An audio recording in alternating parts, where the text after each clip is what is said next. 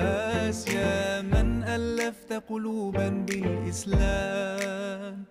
يا حبيبي يا شافعي يا رسول الله، بأمي وأبي فديتك سيدي، صلاة وسلام عليك يا نبي. حبيبي يا محمد، أتيت بالسلام والهدى محمد. حبيبي يا محمد، يا رحمة للعالمين يا محمد. يا من حليت حياتنا بالإيمان،